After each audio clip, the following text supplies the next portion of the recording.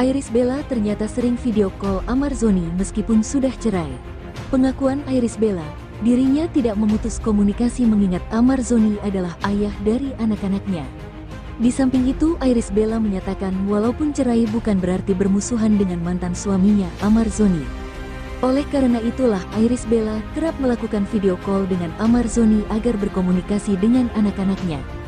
Diketahui, Iris Bella dan Amar Zoni sudah resmi bercerai usai membangun rumah tangga selama 5 tahun. Kini, Iris Bella mengatakan bahwa ia tak menutup kemungkinan untuk rujuk dengan Amar Zoni. Perceraian Iris Bella dan Amar Zoni diputuskan secara resmi oleh Pengadilan Agama Depok pada tanggal 1 Februari tahun 2024 lalu. Iris pun resmi menjanda dengan menghidupi 2 anaknya, sementara Amar mendekam di penjara gara-gara narkoba yang lagi-lagi menjeratnya.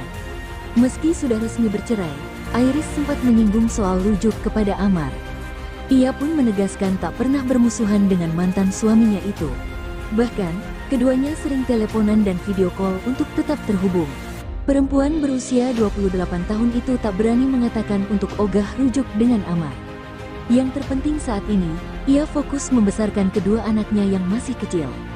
Meskipun telah resmi bercerai, Iris Bella sempat menyinggung soal rujuk karena Amar Zoni yang mengajukan banding. Hal ini menjadi perbincangan netizen hingga ia kembali buka suara. Saat ditanya apakah ia masih membuka hati untuk Amar Zoni dan ada kemungkinan untuk rujuk, Iris Bella mengatakan bahwa ia selalu berpikiran positif dan menjalani proses pasca bercerai. Namun, ia pun mengakui menjalin hubungan baik dengan Amar pasca bercerai. Lebih lanjut, Iris Bella tidak menutup diri untuk kemungkinan kembali rujuk dengan Amar Zoni. Iris Bella selalu berprasangka baik kepada mantan suami yang telah memberinya 2 anak itu. Namun, meski begitu Ibel sapaan akrabnya masih dengan keputusan awalnya untuk berpisah. Walau telah berpisah dengan Amar, Ibel tidak pernah membatasi komunikasi antara Amar dan kedua anaknya. Ibel juga meminta agar aktor yang kini menerima hukuman atas perbuatannya untuk mendekatkan diri dengan Sang Pencipta. Iris Bella dan Amar Zoni resmi bercerai pada tanggal 1 Februari tahun 2024. Iris Bella mengajukan gugatan cerai pada tanggal 6 November tahun 2023. Gugatan tersebut disinyalir karena ulah Amar Zoni berkali-kali terjerembab dalam kubangan narkoba. Di sisi lain, sidang penyalahgunaan narkoba dengan terdakwa Amar Zoni digelar di Pengadilan Negeri Jakarta Barat pada Rabu kemarin. Sidang tersebut beragendakan mendengarkan tanggapan eksepsi dari jaksa penuntut umum. Amar tidak dihadirkan secara langsung di ruang persidangan. Namun bapak 2 anak tersebut mengikuti persidangan secara virtual dari rutan Salemba tempatnya jalani penahanan. Sebelum sidang dimulai, Amar Zoni sempat terlihat memakai topi. Ia juga tersenyum lebar di kamera. Hal tersebut langsung mendapat teguran dari majelis hakim yang mengatakan bahwa saat sidang tidak boleh memakai topi.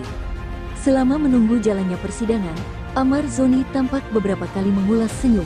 Ia bahkan menanggapi bercandaan yang dilontarkan oleh majelis hakim. Majelis hakim sempat menyinggung penampilan Amar Zoni yang rapi dengan jambang tercukur. Mantan suami Iris Bella itu menjelaskan bahwa saat masuk rutan Salemba diminta merapikan diri. Lebih lanjut, sidang penyalahgunaan narkoba dengan terdakwa Amar Zoni kembali digelar di Pengadilan Negeri Jakarta Barat pada Rabu kemarin. Agenda sidang ialah mendengarkan tanggapan eksepsi dari jaksa penuntut umum. Sebagaimana diketahui, Senin kemarin John Matias selaku kuasa hukum Amar membacakan eksepsi berupa keberatan apabila proses sidang dilakukan di Pengadilan Jakarta Barat, lantaran tidak sesuai dengan lokasi penangkapan yang berada di Tangerang. Menanggapi keberatan kuasa hukum Amar Zoni, pihak jaksa penuntut umum merasa situasi tersebut bisa menjadi pengecualian, terlebih melihat di mana terdakwa ditahan dan tempat tinggal sebagian saksi yang berada di seputaran Jakarta Barat.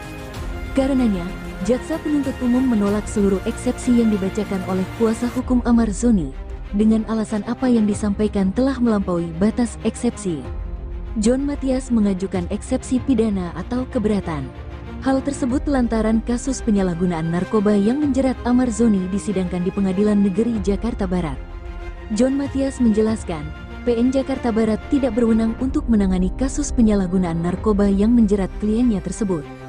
John Matias mengajukan eksepsi pidana atau keberatan. Hal tersebut lantaran kasus penyalahgunaan narkoba yang menjerat Amar Zoni disidangkan di Pengadilan Negeri Jakarta Barat. John Matias menjelaskan, Pengadilan Negeri Jakarta Barat tidak berwenang untuk menangani kasus penyalahgunaan narkoba yang menjerat kliennya tersebut.